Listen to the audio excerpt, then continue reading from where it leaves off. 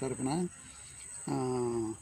పూటకూళ్ళు అంటే ఇప్పుడు హోటల్ లాగా మెస్, ఇప్పుడు మెస్ అంటారు. ఆ పాత రోజుల్లో పూటకూళ్ళు అనేది అంటారు.